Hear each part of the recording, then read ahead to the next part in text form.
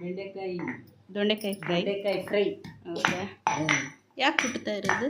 ಅದು ಕುಟ್ಟಿ ಮಾಡಿದ್ರೆ ಟೇಸ್ಟ್ ಬರುತ್ತೆ. ಸಾಕು ಸಾಕು ಸಾಕು. ಇನ್ನೊಂಚೂರು ಚಚ್ಚ ನೀರಮ್ಮ. ಸಾಕೆಷ್ಟು? ಇಲ್ಲಿ ಹಿಡ್ಕ ರಾಗು, ಮೇಲೆ ಹಿಡ್ಕ ಮೇಲೆ. ಹಂಗೆ ಸಾಕು ಸಾಕು ಸಾಕು ಬಿಡೆ.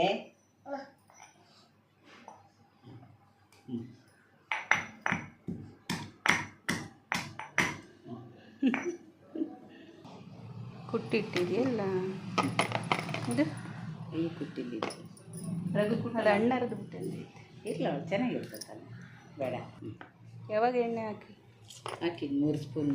ಕುಟ್ಟೋಕ್ಕಿಂತ ಮುಂಚೆನೇ ಎಣ್ಣೆ ಬಿಸಿ ಮಾಡಿ ಇದನ್ನು ಹಾಕ್ಬೇಕು. ಕುಟ್ಟಿರೋದು ಹಾಕ್ಲಾ? ಹಾಂ.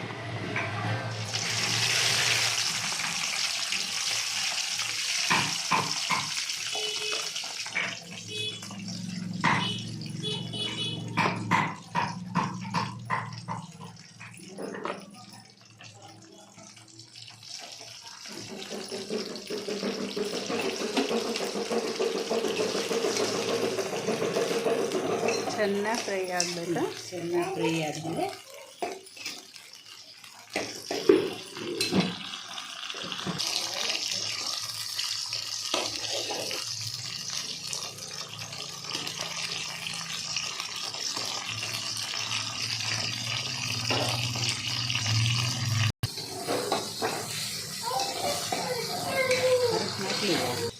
ಅದಕ್ಕೆ ಮಸಾಲೆನಾ? ಹಾಂ, ಮಸಾಲೆ 2 ಸ್ಪೂನ್ ಖಾರ.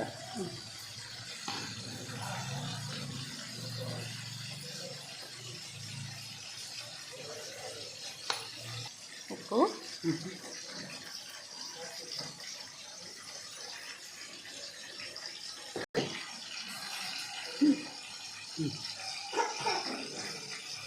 ಅರಿಶಿನ,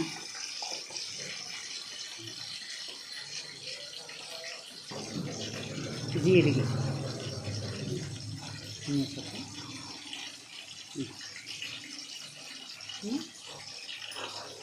ಒಂದು ಬೆಳ್ಳುಳ್ಳಿನ? ಒಂದು ಬೆಳ್ಳುಳ್ಳಿ, ಈರುಳ್ಳಿ 2.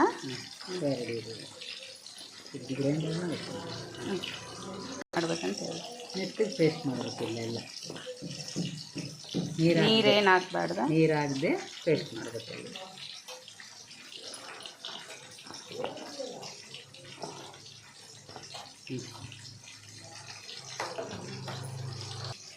ಈರುಳ್ಳಿ ಎಲ್ಲ ಪೇಸ್ಟ್ ಈಗ ಹಾಕಿರೋ ಮಸಾಲೆ ಎಲ್ಲ ನುಣ್ಣಗೆ ಪೇಸ್ಟ್ ಮಾಡಬೇಕು.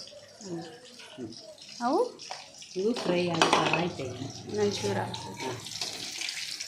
ಚೂರು ಫ್ರೈ ಆದಮೇಲೆ ಮಸಾಲೆ ಎಲ್ಲ ಹಾಕೋದು. ಎಣ್ಣೆಲೆ ಚೆನ್ನಾಗಿ ಬೇಯಬೇಕು. ನೀರೇ ಹಾಕಲ್ವಾ? ಹಾಕಲ್ಲ, ಹಂಗೆ ಎಣ್ಣೆಲೆ ಫ್ರೈ. ಬರೀ ಎಣ್ಣೆಲೆ ಫ್ರೈ.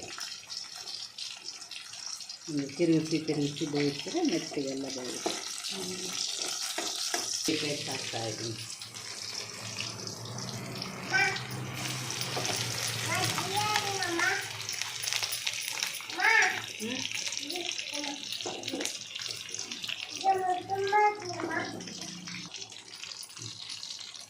ಇವಾಗ ಈರುಳ್ಳಿ ಪೇಸ್ಟ್ ವಾಸನೆ ಎಲ್ಲ ಈರುಳ್ಳಿ ವಾಸನೆ ಹೋಗೋದ್ರೆ ಉರಿತಾ ಇರಬೇಕು.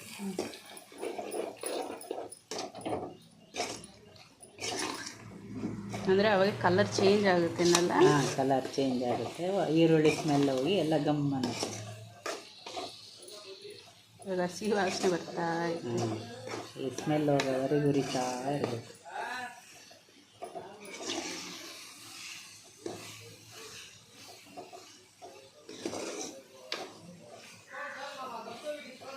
ಅಮ್ಮ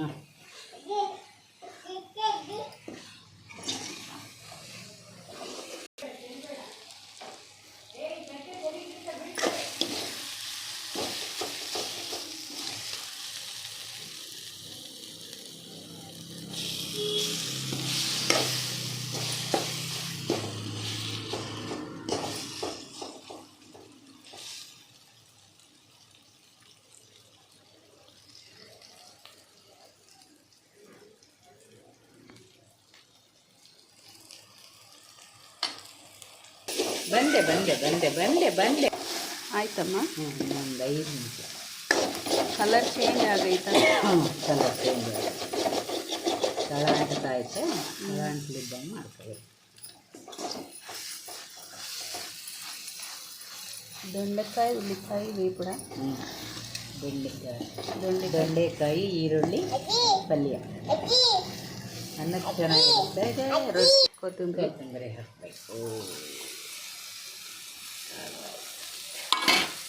ಉರಿ ಸಣ್ಣ ಮಾಡಿ.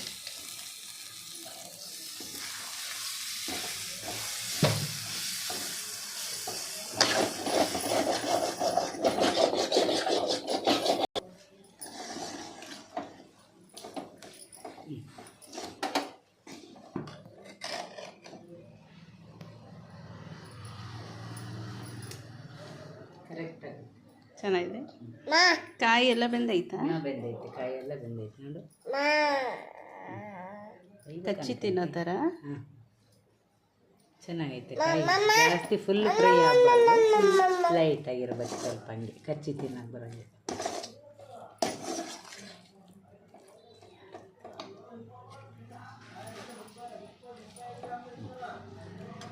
ಸ್ಪೂನ್